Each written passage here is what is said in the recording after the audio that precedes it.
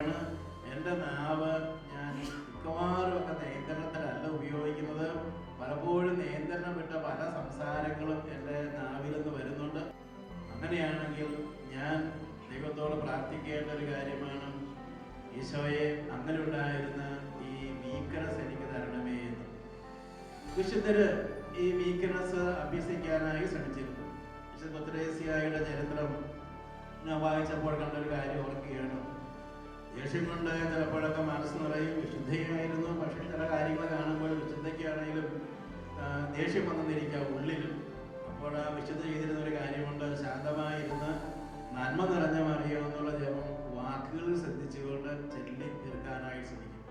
അങ്ങനെ ചൊല്ലി തീർക്കുമ്പോഴത്തേക്കും കോപം പെട്ടെന്ന് തന്നെ മനസ്സിൽ നിന്ന് അലിഞ്ഞങ്ങനെ ഇല്ലാതായി തീരുന്നു. കുറച്ച് നാളുകൾക്ക് മുമ്പ് എൻ്റെ അടുത്ത് വന്ന ഒരു വ്യക്തി, അദ്ദേഹത്തിൻ്റെ പേര് സുരേഷ് എന്നാണ്. അദ്ദേഹം ഇങ്ങനെ കുറേ നല്ല കാര്യമൊക്കെ ചെയ്യുന്ന ഒരാളാണ്. നല്ല കാര്യം ചെയ്തു തുടങ്ങിയതോടുകൂടെ അദ്ദേഹത്തിൻ്റെ ഭാര്യ വീട്ടിൽ ഒട്ടും സഹകരിക്കാതെ ആയിരുന്നു. ഭാര്യയ്ക്ക് തൊട്ടതിനും പിടിച്ചതിനൊക്കെ ദേഷ്യം. സുരേഷിനുള്ള ദേഷ്യം ഭാര്യയ്ക്കാണ് ദേഷ്യം. ഭാര്യ കൊച്ചുങ്ങളെ നോക്കുന്നില്ല, നിങ്ങളിനി ഇങ്ങനെയൊക്കെ ചെയ്യുന്നെങ്കിൽ ഞാനും ഇനി വീട്ടിൽ ഒരു കാര്യം ചെയ്യുന്നില്ല എന്ന് പറഞ്ഞുകൊണ്ട് ഭാര്യ ഇങ്ങനെ ഭയങ്കര ദേഷ്യവും ബഹളമൊക്കെ ഉണ്ടാക്കാനായിട്ട് തുടങ്ങി. സുരേഷ് ഈ കാര്യമായിട്ട് എൻ്റെ അടുത്ത് വന്ന്, എൻ്റെ ഭാര്യ സ്വതേ ഒരു നല്ല വ്യക്തിയാണ്, ഇപ്പോൾ കുറച്ച് ദിവസമായിട്ട് എന്തോ പിശാച് കയറിയതുപോലെയാണ്, എന്നോട് ഭയങ്കര ദേഷ്യം, വീട്ടിലെ കാര്യമൊന്നും ചെയ്യുന്നില്ല, അതുകൊണ്ട് ഈ കാര്യം സംസാരിക്കാനാണ് ഞാൻ വന്നത്. ഞാൻ ചെയ്യുന്ന കാര്യങ്ങൾ വളരെ നല്ല കാര്യങ്ങളാണ്, ചില ശുശ്രൂഷകളൊക്കെ ആയിട്ട് ബന്ധപ്പെട്ടുള്ള കാര്യങ്ങളെയാണ് ഞാൻ ചെയ്യുന്നത്, അതൊക്കെ ഭാര്യയ്ക്ക് അറിയാം, പക്ഷെ അവളോട് പിശാച് കയറിയതുപോലെയാണ്. അപ്പം ഞാൻ സുരേഷിനോട് പറഞ്ഞു, എനിക്ക് തോന്നുന്നത് ഈ പ്രശ്നം മാറിക്കിട്ടും. സുരേഷ് ഒരു കാര്യം ചെയ്യുക, രാത്രി ഉറങ്ങുന്നതിന് മുമ്പ് മനസ്സിനെ ശാന്തമാക്കി ഒരു 3 ദിവസത്തേക്ക് 9 പ്രാവശ്യം വിശ്വാസ പ്രമാണം ചെല്ലാൻ പറഞ്ഞു. അക്കാലത്ത് എനിക്ക് ഈ ആങ്കർ മാനേജ്മെന്റ് ക്ലബിനെ കുറിച്ചുള്ള ചിന്തയുള്ള ഒരു കാലഘട്ടം ഉള്ളത് കുറേ വർഷങ്ങൾക്ക് മുമ്പാണ്. സുരേഷ് അങ്ങനെ 3 ദിവസം ഉറങ്ങാൻ പോകുന്നതിന് മുമ്പ് നമ്മളെ മനസ്സിനെ ശാന്തമാക്കി 9 പ്രാവശ്യം വിശ്വാസ പ്രമാണം ചെയ്യും. ഒരു നമ്പർ അങ്ങനെ പറഞ്ഞു കൊടുക്കുന്നത് മാത്രമേ ഉള്ളൂ. കേൾവിക്കാരൻ്റെ വ്യക്തതയിൽ കാര്യം ചെയ്യാൻ വേണ്ടിയാണ് നമ്പർ പറഞ്ഞു കൊടുക്കുന്നത്. അതായത് ഈ 3 ദിവസം ചൊല്ലിക്കഴിഞ്ഞപ്പോൾ ഒരു അത്ഭുതം പോലെ ഭാര്യയുടെ സ്വഭാവത്തിൽ മാറ്റമായി. ഭാര്യയ്ക്ക് നേരത്തെ ഉള്ളതുപോലെ തന്നെ ശാന്തതയും സ്വസ്ഥതയും ഒക്കെ ഉള്ള ഒരു സ്വഭാവം കിട്ടുകയാണ്. അതായത് ചിലപ്പോൾ നമ്മൾ ആത്മീയമായൊരു വാക്ക് ഉപയോഗിച്ച് കഴിഞ്ഞാൽ ചിലപ്പോൾ ചില ബന്ധനം പോലെ, പൈശാചിക പീഡകൾ പോലെ ചില ആളുകളെ ദേഷ്യമൊക്കെ പെട്ടെന്ന് കടന്നുകൂടി ഉപദ്രവിച്ചെന്നിരിക്കാം. വളരെ സ്വാഭാവികമായിട്ട് തന്നെ നല്ല മനുഷ്യരാണ്. അപ്പോൾ അവർക്ക് വേണമെങ്കിൽ ഇങ്ങനെ ചെയ്യാനായിട്ട് പറ്റും. ചില നല്ല പ്രാർത്ഥനകളും സഭയുടെ വിശ്വാസ പ്രമാണം ചൊല്ലി പ്രാർത്ഥിക്കാനൊക്കെ പറ്റും. ആ ശാന്തമായി ചെല്ലുമ്പോൾ അവരിൽ നിന്ന് ഈ ദേഷ്യത്തിൻ്റെ പേര്, അല്ലെങ്കിൽ ബൈബിളിൽ ചിലപ്പോൾ ദുർഭൂതം എന്നിങ്ങനെയുള്ള കാര്യങ്ങളെ വിളിക്കാറുണ്ട്. വിചാരത്തിൻ്റെ ദുർബോധം എന്ന് വിളിക്കാറുണ്ട്. അതുപോലെ മുൻകോപത്തിൻ്റെ ദുർഭൂതം എന്ന് പറഞ്ഞാൽ ഒരു സ്പിരിറ്റിനെ അർത്ഥമുള്ള ദുർഭൂതം എന്ന് പറഞ്ഞാൽ മരിച്ചുള്ള ആത്മാവിൻ്റെ അർത്ഥത്തിലുള്ള അവിടെ ഒരു സ്പിരിറ്റ്, എന്തോ ഒരു ദേഷ്യത്തിൻ്റെ ദുർഭൂതം, ദേഷ്യത്തിൻ്റെ ഏതുപോലെ ആത്മാവ് ബാധിച്ചതുപോലെയുള്ള ഒരു അവസ്ഥ മാറിക്കിട്ടുന്നതായിട്ട് കാണാനായിട്ട്. കോപം കൊണ്ട് ധാരാളം ദൂഷ്യങ്ങൾ ഉണ്ടാകുമെന്നുള്ളതാണ് അടുത്തതായി ഞാൻ ആ പേജിൽ പറഞ്ഞു വരുന്നത്. ഇത് ഈ പുസ്തകത്തിലുള്ളതിൻ്റെ ഒരു കണ്ടന്റാണെന്ന് ഞാൻ സൂചിപ്പിച്ചായിരുന്നു. കോപം സ്വാഭാവികമായ കഴിവുകളെ നന്നായി ഉപയോഗിക്കാനായിട്ട് തടസ്സമുണ്ടാക്കുന്നു. എന്നിട്ട് ഞാൻ 5-ാം പേജിൽ നിന്നുള്ള ലയനാർദോ ദാവിഞ്ചിയുടെ ഒരു സംഭവം ഈ പുസ്തകത്തിൽ കൊടുത്തിട്ടുണ്ട്.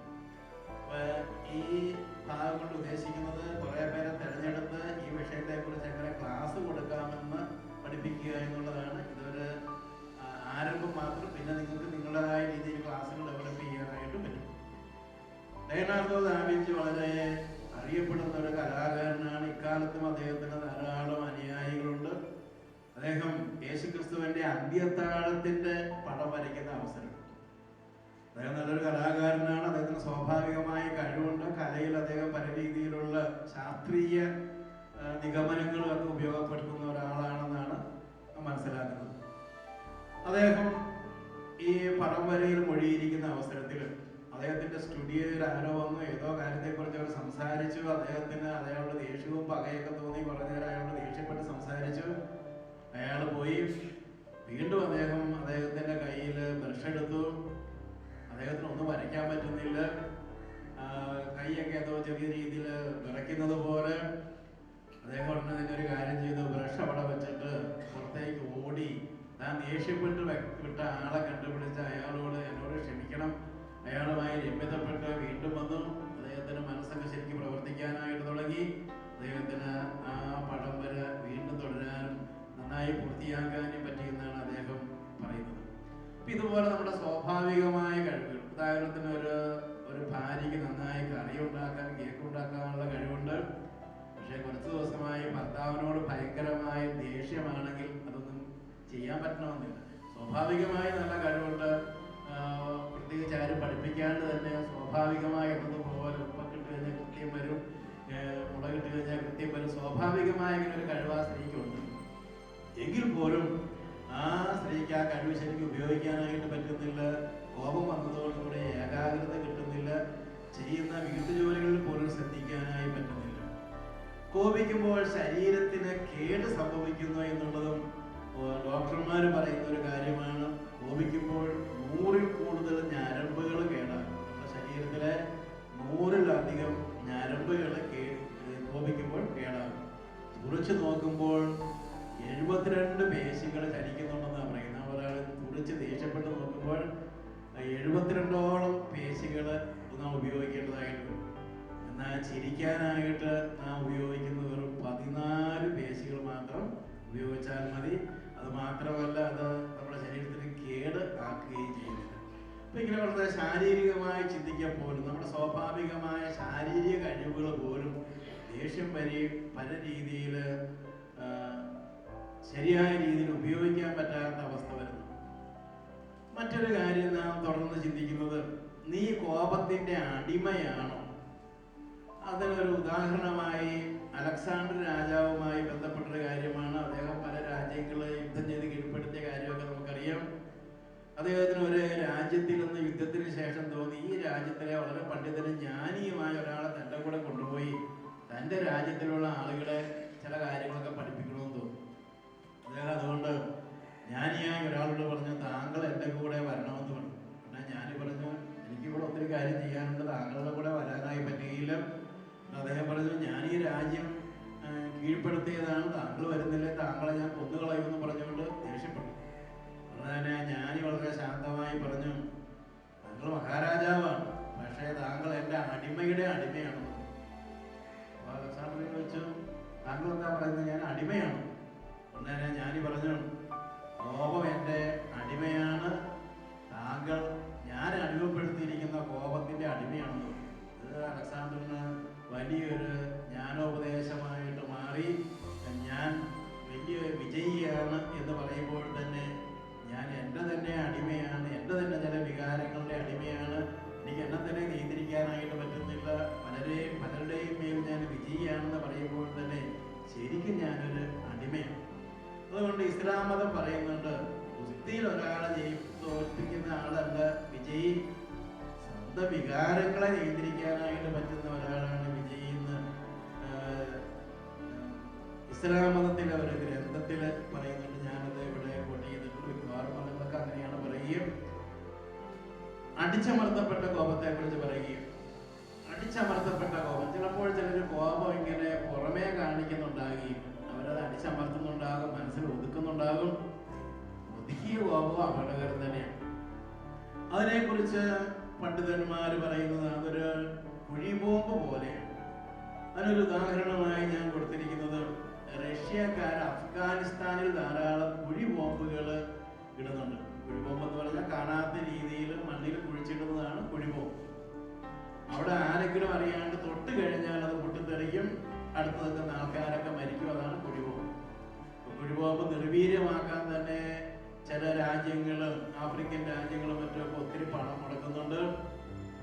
അടക്കി വെച്ചിരിക്കുന്ന നമ്മൾ പ്രകടിപ്പിക്കാതെ കൈകാര്യം ചെയ്യാതെ വെച്ചിരിക്കുന്ന ബോംബ്, പ്രകടിപ്പിക്കാതെ എന്ന് പറഞ്ഞു കഴിഞ്ഞാൽ നിങ്ങളെ കൈകാര്യം ചെയ്തിട്ടില്ല, നിന്നെ പിന്നെ കണ്ടോളാം എന്ന രീതിയിൽ മനസ്സിൽ വെച്ചിരിക്കുന്ന കോപത്തെയാണ് അടക്കി വെച്ചിരിക്കുന്ന കോപം എന്ന് പറയുന്നത്.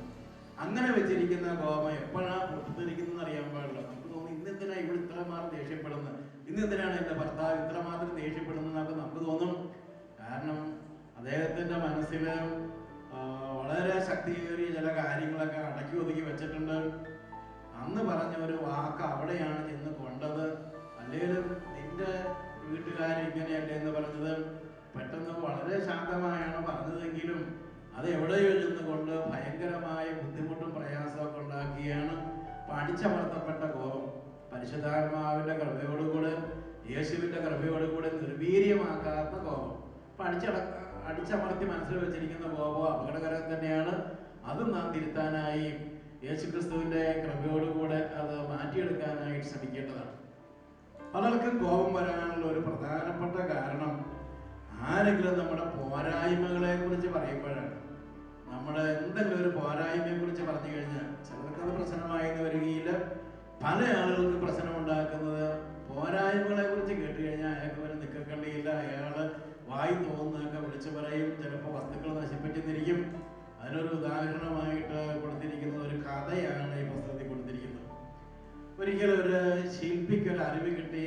അയാളെ വിളിച്ചുകൊണ്ട് പോകാനായിട്ട് ഒരു മരണദൂതൻ വരുന്നുണ്ടെന്നുള്ള ഒരു അറിവ് കിട്ടി. ശില്പിക്ക് അങ്ങനെ ഒരു അറിവ് കിട്ടുകയാണ്.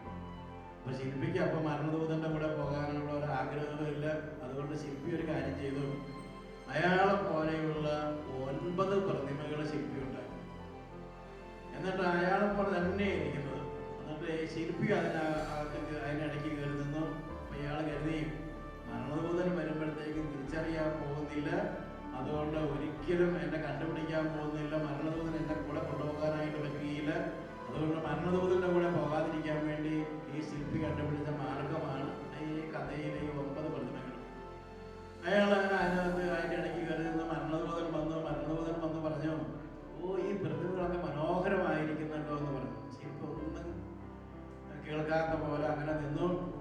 കുറച്ചു നേരമൊക്കെ നോക്കിയാൽ മരണദൂതൻ ബുദ്ധിയും ബോധമുള്ള ആളായതുകൊണ്ട് ഇങ്ങനെ പറഞ്ഞു, ഒരു പ്രതിമയ്ക്ക് മാത്രമേ എന്തോ ഒരു പെശകുണ്ട്, ഒരു പ്രതിമ മാത്രം അല്പം ശരിയായിട്ടുള്ളത്. ഇത് കേട്ട ഉടനെ തന്നെ ശില്പിക്ക് ഭയങ്കരമായ ദേഷ്യം വന്നു. ശില്പി പറഞ്ഞു, ആര് പറഞ്ഞു നമ്മൾ ഒരു പ്രതിമ ശരിയായിട്ടില്ലെന്ന് പറഞ്ഞു ഈ പ്രതിമ തന്നെയാണെന്ന് പറഞ്ഞു. അപ്പൊ അയാളെ പിടിച്ചുകൊണ്ട് മരണദൂതന് പോകാനായി പറ്റിയെന്നുള്ളതാണ് ആ കഥ. നമ്മള് മറ്റെല്ലാ കാര്യം നമ്മൾ കേട്ടിരിക്കുമോ, നീ അത് ചെയ്തത് ശരിയായില്ല എന്ന് പറഞ്ഞാൽ നമുക്ക് സഹിക്കാൻ പറ്റുകയില്ല. ചിലപ്പോൾ ആ പറഞ്ഞത് സത്യമായിരിക്കും. സത്യമാണെങ്കിൽ ഇപ്പോൾ നമുക്ക് അംഗീകരിക്കാനായിട്ട് പറ്റിയെന്ന് വരികയില്ല. നമുക്ക് ദേഷ്യമാകും. നീ ആരാണ് എന്നെ ചോദ്യം ചെയ്യാനായിട്ട്? നിനക്ക് ഇതിനേക്കാൾ വലിയ വലിയ ദേശങ്ങളുണ്ടല്ലോ. പലപ്പോഴും ഇന്ന് പല ആൾക്കാരും പശുക്കളെ കൈകാര്യം ചെയ്യുന്നത് അങ്ങനെയാണ്. നിങ്ങൾ 5 കിലോ കട്ടെടുത്തില്ല എന്ന് പറയുമ്പോഴത്തേക്ക് ഉടനെ താൻ വന്നാൽ 25 കിലോ കട്ടെടുത്തതല്ലേ, അങ്ങനെയുള്ളൊരു ഉത്തരമാണ് പറയുന്നത്. തിരുത്തുന്നതിന് പകരമായിട്ട് അതൊരു ദേഷ്യമായിട്ട് മാറുകയാണ് ചെയ്യുന്നത്. അതും ഒരു ദേഷ്യം കാണിക്കുന്ന ഒരു രീതിയിൽ ദേഷ്യം ഉണ്ടാകാനുള്ള ഒരു മാർഗം എന്താണെന്ന് നാം സൂചിപ്പിക്കുകയാണ് ചെയ്തത്. കോപത്തെ തിരിച്ചറിയുക എന്നുള്ളതാണ് അടുത്തതായി ഒരു വിഷയമായി കൊടുത്തിരിക്കുന്നത്. എനിക്ക് ഏറ്റവും അധികം ദേഷ്യം ആരോടാണ്, ആരോടൊക്കെയാണ്. അപ്പോൾ നമ്മൾ കോപം നിയന്ത്രിക്കാൻ താല്പര്യമുള്ള ആളുകൾ പട്ടിക ഉണ്ടാക്കുന്നത് നല്ലതാണ്. നമുക്ക് എല്ലാവരോടും ദേഷ്യം ഉണ്ടാകുകയില്ല. ചിലർക്ക് നാട്ടിലൊക്കെ വളരെ നന്നായി പെരുമാറാൻ കഴിവുള്ള ആളുകൾ വളരെ സെലക്റ്റീവായ രീതിയിൽ ഭാര്യയോട്, ഭർത്താവിനോട്, അമ്മയോട്, ചില മക്കളൊക്കെ നമുക്ക് അത്ഭുതം തോന്നും. വിദ്യാലയത്തിൽ പോയാൽ വളരെ മിടുക്കന്മാരാണ്, ഇടവകയിലെ മിടുക്കന്മാരാണ്, അവർക്ക് വേറെ ഒരു പെശകുമില്ല. പക്ഷെ അമ്മയെ കണ്ടു കഴിഞ്ഞാൽ ഭയങ്കര ദേഷ്യം. അമ്മ പറഞ്ഞതൊന്നും അനുസരിക്കുകയില്ല. അമ്മയെ ഉപദ്രവിക്കാവുന്ന പോലെയൊക്കെ ഉപദ്രവിക്കും, കൊച്ചാക്കാവുന്ന പോലെ കൊച്ചാക്കും. ഏതെങ്കിലും രീതിയിൽ അപ്പൻ അമ്മയ്ക്ക് ഒരു ദേഷ്യപ്പെടാവുന്ന ഒരു സാഹചര്യം ഉണ്ടാക്കാൻ സാധ്യതയുണ്ടെങ്കിൽ അത് തീർച്ചയായിട്ടും ഉണ്ടാക്കിയിട്ടുണ്ടാകും. ഇങ്ങനെ സെലക്റ്റീവായ ചില ദേഷ്യങ്ങളുണ്ടാകും. എല്ലാവരോടും വളരെ മാന്യം, നല്ലവരൊക്കെ ആയിരിക്കും, നല്ലവളായിരിക്കും. എനിക്ക് ആരോടാണ് കോപമുള്ളത്, ആരോടാണ് ഞാൻ ഈ കോപിക്കുന്നത്, കോപിക്കുമ്പോൾ ഞാൻ എന്തെല്ലാമാണ് ചെയ്യുന്നത്? അടുത്തതായി നാം എഴുതി വെക്കേണ്ട ഒരു കാര്യമാണ്, ചിന്തിക്കേണ്ട ഒരു കാര്യമാണ്. കോപിക്കുമ്പോൾ അതൊക്കെ എങ്ങനെയാണ് ഞാൻ പ്രകടിപ്പിക്കുന്നത്? അതൊരു പല രീതിയിലാണ്. ചിലപ്പോൾ വാശി പിടിച്ചായിരിക്കും പ്രകടിപ്പിക്കുന്നത്, അത് കോപം തന്നെയാണ്. ചിലർ ഒരു പക്ഷേ അത് കുറ്റം പറച്ചിലാക്കി മാറ്റുന്നു, ചിലർ ചിലപ്പോൾ അത് ദേഹോപദ്രവമാക്കി മാറ്റുന്നു, ചിലർ അവരെ തന്നെ പീഡിപ്പിക്കുന്നു. ഞാൻ ചിലപ്പോൾ കണ്ടിട്ടുണ്ട് ചില ആളുകൾ ദേഷ്യം വന്നു കഴിഞ്ഞാൽ ഇപ്പോൾ അങ്ങനെ ചെയ്യാറില്ലെന്ന് തോന്നുന്നു. ചില ആളുകൾ നെഞ്ചത്തൊക്കെ നെഞ്ചത്തിടിച്ചാണ് ദേഷ്യം കാണിച്ചത്. ചിലർ കൊണ്ടുപോയി അവരുടെ തന്നെ തല കൊണ്ടുപോയി ഭിത്തിയെ കൊണ്ടുപോയി ഇടിക്കും. അപ്പം ഞാൻ എങ്ങനെയാണ് ഈ കോപം പ്രകടമാക്കുന്നത്? എൻ്റെ കോപം പ്രകടമാക്കുന്ന രീതികൾ ഏതൊക്കെയാണെന്ന് നാം പരിശോധിച്ച് നോക്കുക. ഇങ്ങനെ ഒരു പരിശോധനയിലൂടെ മാത്രമേ നമുക്ക് നമ്മെ മനസ്സിലാക്കാനായിട്ട് പറ്റുകയുള്ളൂ, നമ്മുടെ കോപത്തെ നമുക്ക് നിയന്ത്രിക്കാനായിട്ട് പറ്റുകയുള്ളൂ. കോപത്തെ നിയന്ത്രിക്കാൻ ആഗ്രഹിക്കുന്ന ആളുകൾ അടുത്തതായി ചെയ്യേണ്ടത് കോപത്തെ അംഗീകരിക്കുക എന്നുള്ളതാണ്. ഞാൻ കോപശീലമുള്ള ഒരാളല്ല. ഇത് മദ്യപാനത്തിന്റെ കാര്യത്തിലും സത്യമാണ്. ഒരാൾക്ക് മദ്യപാനം നിർത്താനായിട്ട് ആഗ്രഹമുണ്ട്, അയാൾ ആദ്യമേ തന്നെ അംഗീകരിക്കണം, ഞാൻ മദ്യത്തിന് അടിമയാണ്. മദ്യത്തിന്റെ ഒരു പ്രശ്നമുള്ളത് അങ്ങനെ അടിമയാണെന്ന് പറഞ്ഞാൽ അവരൊക്കെ പറയും, ഓ എനിക്കിത് നിയന്ത്രിക്കാൻ നിയന്ത്രിക്കാനുള്ള കഴിവുണ്ടെന്ന് കൂടി അവർ കൂട്ടിച്ചേർക്കും. ഞാൻ ശരിയാണ്, കുടിക്കുന്നുണ്ട്, പക്ഷേ എനിക്ക് നിയന്ത്രിക്കാൻ കഴിവുണ്ടെന്ന് അവർ പറയും. അതുകൊണ്ട് എപ്പം വേണേലും എനിക്ക് നിയന്ത്രിക്കാനായി പറ്റുമെന്നുള്ളതാണ് സാധാരണഗതിയിൽ മദ്യപാനികൾ, ചെറുപ്പക്കാരായ മദ്യപാനികൾ പറയുന്നത് അങ്ങനെയാണ്. ഇതെനിക്ക് എന്ന് വേണേലും നിയന്ത്രിക്കാനായി പറ്റുമെന്നാണ് പറയും. പക്ഷെ അവർക്ക് പലപ്പോഴും അത് പറ്റാറില്ല എന്നുള്ളതാണ് സത്യം. മദ്യപാനത്തെക്കുറിച്ച് പഠിച്ചു വരുന്ന ആളുകൾ അങ്ങനെ പറയാറുണ്ട്. അവർക്കത് നിയന്ത്രിക്കാൻ പറ്റുമെന്ന് പറഞ്ഞാൽ അവർക്ക് പലപ്പോഴും അത് നിയന്ത്രിക്കാനായിട്ട് പറ്റാറില്ല. ഏതായാലും ഏതൊരു വിഷയത്തെയും കൈകാര്യം ചെയ്യുന്നതിന് മുമ്പ് നാം ആ കാര്യവുമായി ബന്ധപ്പെട്ട നമ്മുടെ അവസ്ഥ എന്താണെന്ന് മനസ്സിലാക്കുകയും നമ്മളത് അംഗീകരിക്കുകയും ചെയ്യണം. ശരിയാണ്, എനിക്ക് കോപമുണ്ട്, ഞാൻ ഇന്ന വ്യക്തികളോടാണ് ഞാൻ കോപിക്കുന്നത്, ഇന്ന രീതിയിലെല്ലാമാണ് ഞാൻ ആ കോപം പ്രകടമാക്കുന്നത്. ഈ കാര്യം നമ്മൾ ആദ്യമേ തന്നെ അംഗീകരിക്കണം. അംഗീകരിച്ചാൽ മാത്രമേ നമുക്ക് തിരുത്താനുള്ള ഒരു ശ്രമം ഉണ്ടാകുകയുള്ളൂ. അതുപോലെ എൻ്റെ കോപം വഴി ഞാൻ ധാരാളം പേർക്ക് ഉപദ്രവം ഉണ്ടാക്കിയിട്ടുണ്ട്. എൻ്റെ തന്നെ ആരോഗ്യത്തെ അത് ബാധിച്ചിട്ടുണ്ട്. വളരെ ശാന്തമായി ഇന്ന് ആഹാരം കഴിഞ്ഞ് പോകേണ്ട ഈ കുടുംബത്തിൽ ഞാൻ വെറുതെ പറഞ്ഞ ഒരു ചെറിയ കാര്യം, നീ എന്തുകൊണ്ട് ആ ഗ്ലാസ് അവിടെ വെച്ചില്ല, ഇങ്ങനെ വെറുതെ പറഞ്ഞുകൊണ്ടിരുന്ന് വീടൊരു നരകമാക്കി മാറ്റി, അങ്ങോട്ടും ഇങ്ങോട്ടും വഴക്കാക്കി മാറ്റി. അപ്പൊ എൻ്റെ കോപം വഴി വീട്ടിലുണ്ടാകുന്ന പ്രശ്നങ്ങൾ എന്തൊക്കെയാണെന്ന് മനസ്സിലാക്കി അത് തിരുത്താനുള്ള ശ്രമം വളരെ പ്രധാനപ്പെട്ട കാര്യമാണ്. മറ്റൊരു കാര്യം, ചിന്തയാണ് പ്രവർത്തികളുടെ കാരണം എന്നുള്ളത് ബൈബിളിലെ ഒരു അടിസ്ഥാന പ്രമാണമാണ്. കോപത്തിന്റെ കാരണം എന്താണ്? ചിന്തയാണ് പ്രവർത്തികളുടെ ആരംഭം. ബൈബിള് പറയുന്ന ഒരു വചനം തന്നെയാണ്. ബൈബിൾ ഉദ്ധരണി ഞാൻ കൊടുത്തിട്ടുള്ളത് മാത്രമേ ഉള്ളൂ. അപ്പൊ ചിന്ത ആണ് പ്രവർത്തികൾ കാരണമായി നിൽക്കുന്നത്. കോപിച്ചാൽ ചില ചിന്താ രീതികൾ ആണ് ഇവിടെ ഞാൻ സൂചിപ്പിച്ചത്.